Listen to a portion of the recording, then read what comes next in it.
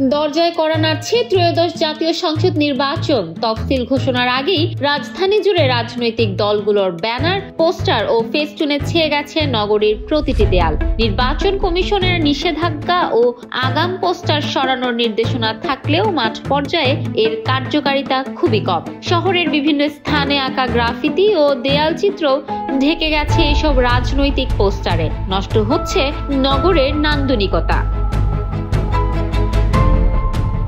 নগরবাসীর অভিযোগ, যে কোনো দিবস বা অনুষ্ঠান সামনে এলেই দেয়াল, অলিগলি, ফুটপাত, সড়ক মধ্যবর্তী খুঁটি সবই ঢেকে যায় পোস্টার আর ব্যানারে। আসন্ন নির্বাচনকে সামনে রেখে সম্ভাব্য এমপি প্রার্থীদের পোস্টার লাগানোর প্রতিযোগিতা যেন আরো তীব্র হয়েছে।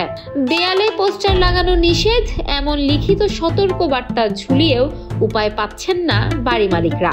বাদ যায়নি মেট্রো রেলের পিলারগুলো, সেগুলোর গ্রাফিতিও এখন ঢাকা রাজনৈতিক প্রচারণায়। সেটা হচ্ছে যে জুলাই আগস্টের পর আমরা দেখতে পেয়েছি যে স্টুডেন্টদের উদ্যোগে বিভিন্ন সংস্কারমূলক কাজ করা হয়েছে। সেখানে ছিল পরিচ্ছন্নতা, গ্রাফিতি ইত্যাদি ইত্যাদি। পোস্টার আসলে সম্পূর্ণ এগুলোর উপরে লাগানো নিষিদ্ধ। তারপরে একটা দল আমরা দেখতে পাচ্ছি যে এই গ্রাফিতিকে ঢেকে দেওয়ার জন্য, সরাসরি বলতে বাধ্য হচ্ছে, গ্রাফিতিকে ঢেকে দেওয়ার জন্য তারা এরকম কার্যক্রম করছে। আসলে এই যে পোস্টার বা ব্যানার, ফেস্টুন লাগানো দেয়ালে দেয়ালে বা ওয়ালের মধ্যে, এটা আমাদের পুরাতন একটা সংস্কৃতি।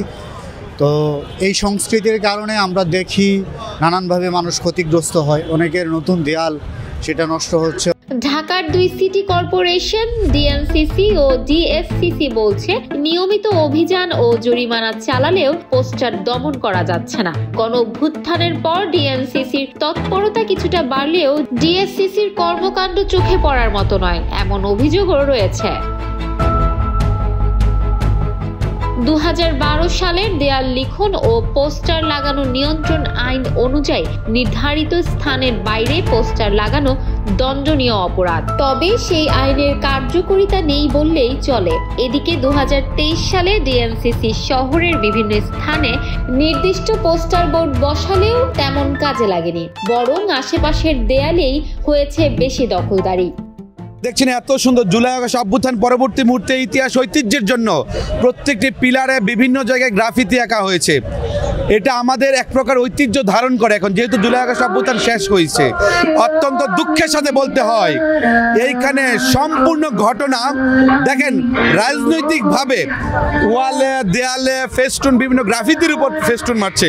রাজধানীর মিরপুর, পল্টন, মতিঝিল, শাহবাগ, নিউ মার্কেট সহ শহরের ব্যস্ত এলাকাগুলো এখন BNP, Jamaat, BJP coaching centre সহ নানা সংগঠনের পোস্টারে আচ্ছন্ন। নিয়মিত অপসারণ সত্ত্বেও পোস্টারের দৌরাত্ম্য কমছে না বলে দাবি সিটি কর্পোরেশনের। নগরবাসীর প্রত্যাশা, ঢাকার সৌন্দর্য রক্ষায় আইন যথাযথভাবে প্রয়োগ করা হোক এবং দায়ীদের বিরুদ্ধে কঠোর ব্যবস্থা নেওয়া হোক। Desk report, campus Times.